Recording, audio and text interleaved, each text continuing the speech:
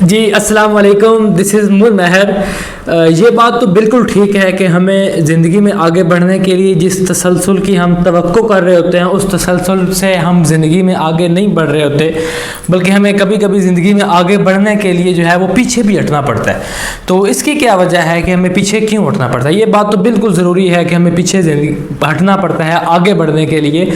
तो ये देखते हैं कि क्यों हमें ज़िंदगी में आगे बढ़ने के लिए जो है वो पीछे हटना पड़ता है। तो उसका हम ट्रीटमेंट कैसे कर सकते हैं कि हम इसमें अब डिमोटिवेट ना हो, हम मतलब हिम्मत ना हारें, हम अपनी हिम्मत जारी रखें और हम ज़िंदगी में आगे जो है वो बढ़ते रहें। तो इसमें देखें कि कुछ एक्सटर्नल फैक्टर होते हैं जिसकी वजह से हमें ज़िंदगी में थोड़ा सा पीछे हटना पड़ता है, थोड़ी सी हमें लेट हो जाती है। जो हमने टाइम फिक्स किया होता है, टाइम फ्रेम बनाया होता है, उसमें जो एक्सटर्नल फैक्टर आ रहे होते हैं उस वजह से हम कुछ मतलब पीछे रह जाते हैं। एक्सटर्नल फैक्टर की हम एग्जांपल ऐसे ले लेते हैं, जैसे आप समझ लें कि मैं रोड पे जा रहा हूँ, तो अब अपनी गाड़ी तो मैं कंट्रोल कर सकता हूँ, स्टीयरिंग पे हाथ है मेरा, ब्रेक पे मेरा पाँव है, एक्सीलेटर पे पाँव है, मैं कंट्रोल कर लूँगा। अब जो सैकड़ों गाड़ियाँ मेरे आगे जा रही हैं उनमें से किसी एक को भी मैं कंट्रोल नहीं कर सकता। अब वो उनका दिल करेगा तो मुझे रास्ता देंगे, आगे जाने देंगे, अगर उनका दिल नहीं करेगा तो वो मुझे रास्ता नहीं देंगे, मुझे उनके पीछे पीछे ही जाना पड़ेगा जब तक वो अगली गाड़ी जो है वो अपनी मंजिल तक नहीं पहुँच जाती। और मेरी मंजिल अगर उनसे आगे हो तो मुझे उनके पीछे पीछे जाना पड़ेगा। जब रोड खाली होगा तब मैं थोड़ा सा तेज़ आगे जा सकता हूँ। तो एक्सटर्नल फैक्टर की वजह से हमें ज़िंदगी में कभी कभी जो है वो पीछे हटना पड़ता है, तो इससे घबराना बिल्कुल नहीं चाहिए। तो अब एक्सटर्नल फैक्टर भी कुछ टाइम आ रहे होते हैं और कुछ टाइम पे हमें पीछे हटना पड़ता है अपनी पावर जो है इंक्रीज़ करने के लिए। पावर इंक्रीज़ करने के लिए भी हमें पीछे हटना पड़ता है। इसके हम एग्जांपल ऐसे ले लेते हैं, जैसे एक गाड़ी जो है वो गड्ढे में फंसी हुई है, उसको धक्का लगा के निकाल रहे हो तो थोड़ी सी आगे जाती है फिर पीछे, थोड़ी सी आगे जाती है फिर पीछे, मतलब उसकी जो पीछे आ रही होती है उसकी पावर बढ़ रही होती है गाड़ी की।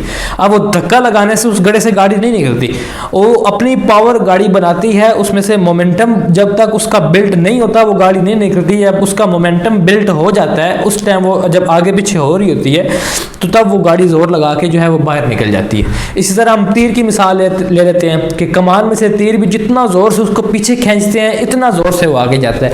तो इस तरह हम भी मतलब ज़िंदगी में जब कभी हमें पीछे हटना पड़े तो हम भी उससे घबराएं बिल्कुल नहीं, बल्कि थोड़ा सा पीछे हटें और अपनी पावर जो है वो इंक्रीज़ करके वो एकदम आगे निकल जाएं। तो ये तो होगी हमारी फ़लसफ़े की बातें। अगर हम रियलिटी की तरफ आएँ तो हमारा जो फोकस होता है वो बड़ा महदूद सा होता है। अगर हम उसको ग्रैंड स्कीम में रह के देखें तो फिर हमें इतनी परेशानियां नहीं होती। पीछे तो ज़ाहिर बात है हटना ही है हमें ज़िंदगी में आगे बढ़ने के लिए ना, कभी कभी हमें रुकना पड़ता है, पीछे हटना पड़ता है, हम डायरेक्ट अपने गोल तक नहीं पहुंच सकते, हमें काफ़ी मुश्किलात का सामना करके अपने गोल तक पहुंचना होता है। तो अगर हम इसको ग्रैंड स्कीम में देखें, मतलब अपने नज़र का अंदाज बड़ा करके देखें तो फिर हमें किसी किस्म की परेशानी का सामना नहीं होता। अब इसकी हम एक एग्जाम्पल लेते हैं। अब जैसे आप ये देख लें कि ये यहाँ से मैं शुरू कर रहा हूँ और मैंने पहुँचना है यहाँ तक।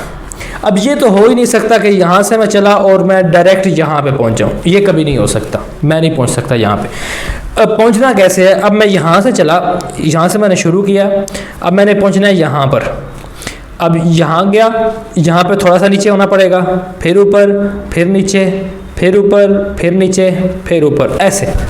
इस तरह से हम अपनी ज़िंदगी में कामयाबी हासिल कर सकते हैं। दुनिया की कोई भी आप कंपनी उठा के देख लें, दुनिया का कोई भी आप सक्सेस इंसान उठा के देख लें, उसकी स्टोरी पढ़ लें आप, उसकी ज़िंदगी में ये हालात हुए होंगे, ऐसे कोई भी नहीं ऊपर गया होता। उसने ऐसे ही सफ़र अपना तय किया होता है, कभी ऊपर कभी नीचे, कभी ऊपर कभी नीचे। अब मसला कहाँ पे होता है? हम फॉर एग्जांपल हम यहाँ पे पहुँच गए, यहाँ से हमने जाना था यहाँ पे।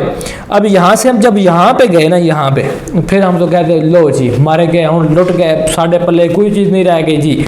तो अब ये नेगेटिविटी है। जब हम ये नेगेटिविटी अपने क्रिएट करते हैं माइंड में तो हम डीमोटिवेशन की तरफ चले जाते हैं और हमारा फिर वो दिल नहीं करता आगे बढ़ने का। हम कहते हैं जी चलो जब अब सब कुछ बर्बाद हो गया, हालांकि ऐसा बर्बाद होता नहीं है।